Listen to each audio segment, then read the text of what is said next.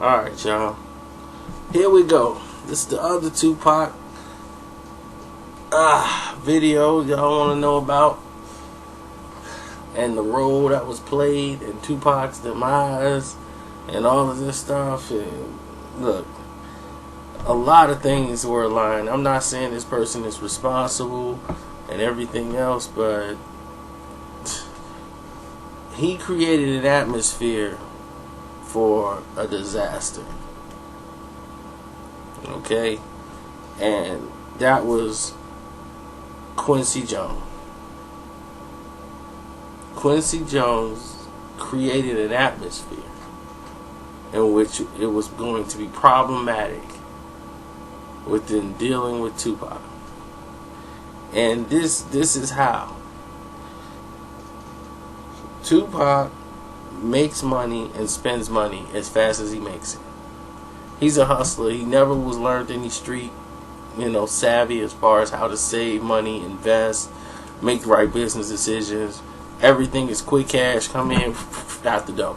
That's just how he is. That's how he lived his life. Day to day, money come in and money goes. And just because he sold 5 million records, that's not going to change. And people didn't understand that fashion, and the fans don't understand that Tupac should have $20-30 million. He sold 5 million records. They got all this money. Def Jam got 100 million. 60 of it got to be Tupac's. So you hear all these things, but what you're not seeing is all these things Tupac was requesting, Death Row was getting for him. But this money Tupac has to pay back. So he's paying this money back.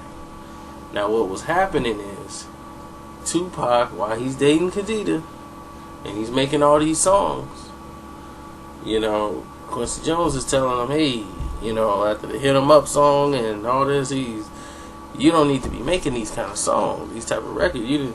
All this negative energy, man, you're killing yourself, man. You're an artist. You don't need to be dealing with all this negativity. Because he had the Machiavelli album recorded. It was ready to go, finished, mastered, ready to go. But he wanted to get the Outlaws album out. Then he had a whole nother album, which y'all heard through Machiavelli tapes, was just an introspective, like a Me Against the World album. He had recorded one of those because Quincy Jones told him, this is the direction you need to go in. You don't have to make those records no more. And then he was getting sick of it because every time he saw, I got this new record, I got so-and-so singing on the song, they asked him, okay, well, what about Biggie? What about Puffy? What about the Hit 'Em Up? What about Faith? What about Mobb Deep? Every interview. Now he's getting sick of it. Because now he's not the artist. They don't want to hear you make a song no more. They want to hear you in battle mode, going after somebody. And that's when he said he's drained. And he's like, man, I'm drained. I don't even want to make music right now. I can't. Because I'm not in a good mind state. Because everybody wants me to be battle rapping or making a battle. He said, I should have never made Hit 'Em Up. This is what he told Quincy Jones. He told him I should have never made Hit 'Em Up. He's like, now I see why a record like that hadn't existed before I made it. Now he's trying to do other things, and Quincy Jones is like, take a break. He's like, take a break, don't make any songs. He's like, I'm gonna give you're an artist. I've seen your work. You need to be. He was like, no, my movie career is dead. I can't get no movies. The rape case and that's all dead. All the fights they didn't blackball me. Quincy Jones like, I will get you in movies. Don't even worry about it. Quincy Jones got him some roles, and that Artie movie he was in, that was with Tandy Newton when he played the drug addict. These were roles that Quincy Jones wanted to showcase Tupac as an artist. Quincy Jones was one of the producers for Gang Related and got him involved in Gang Related. So this is how Tupac got these movie roles. Quincy Jones was going to have him become more of an artist. He's going to put out introspective music, poetry, and he was going to do it on his label.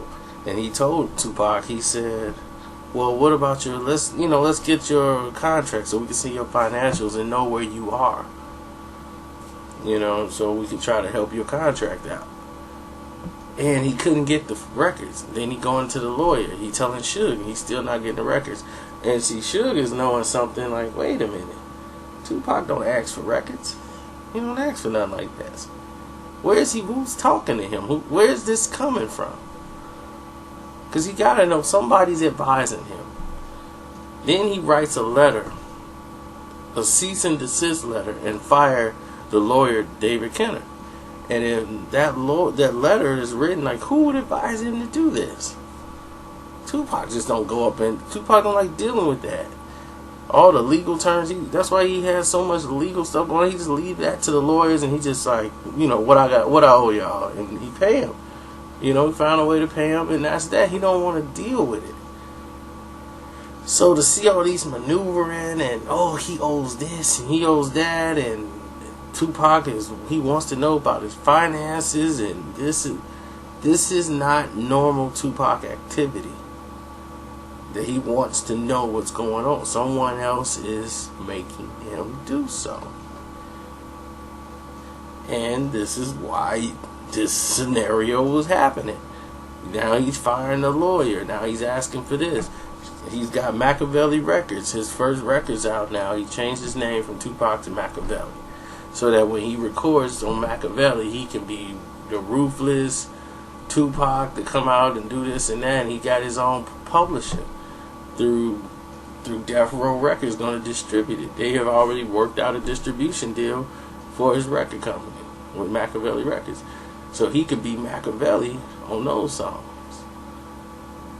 But when he go and do his arty songs, he can be Tupac. It was a whole. It's hard to explain, but you could pretty much get what I'm trying to tell you and what he was planning on doing, because he was getting ready to change his whole perspective. You weren't going to see the ride and die Tupac. Half these songs you heard were all pre-recorded songs that he can fulfill his contract, because he owed Def Jam 3 albums. He had over 3 albums worth. So he knew he had a lot of songs in case he had to go to jail, anything happened, because he wasn't preparing to die. He was preparing in case his case came up and they said, well, you got to go back to jail. We still found you guilty. He got 3, 4, 5 albums ready to go. Like he can have his music out and he can still make money, because the first double CD that came out was his original third album, Thug Style. But once he knew he was going to jail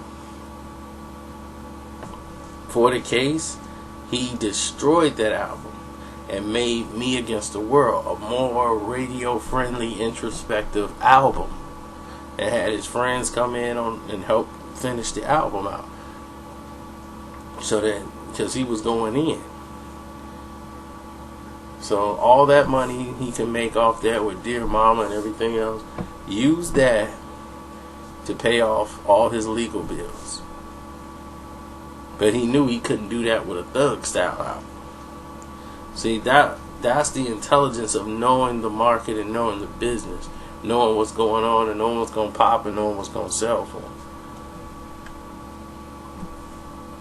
So that'll give you a prime example of what happened during Tupac's last couple of weeks of him getting things in order as far as where his direction was going to go.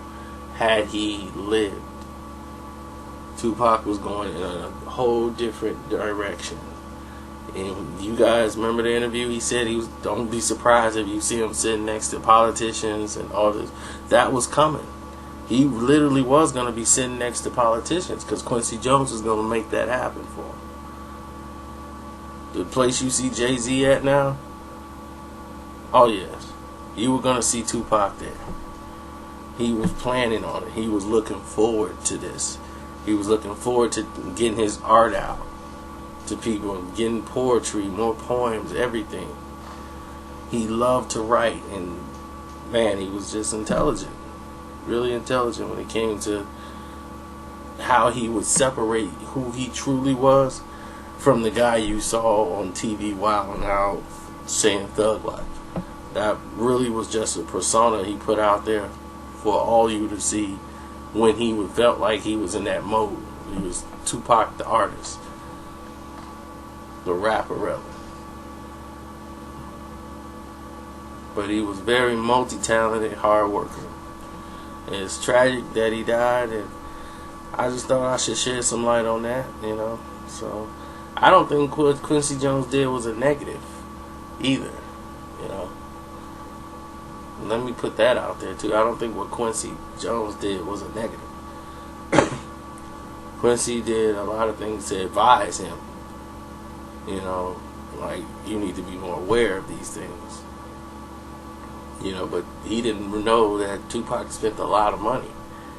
He really did. He bought his mom, got his mom a house. No money. He never saw the money when his mama got a house. Mama got a car. He got cars.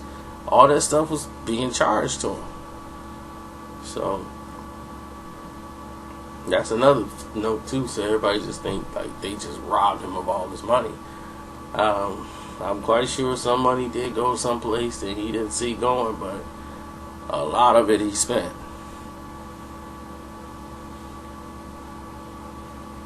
And also too, I'm not gonna give Flex a complete pat on the back. You don't disrespect a dead man. That's just it. You just don't do it. Whatever beef you had with that man, when he passed away, it goes down with him. Cause what are you doing? Battling him. He still, what are you still like badgering his name for? And he's not even here anymore.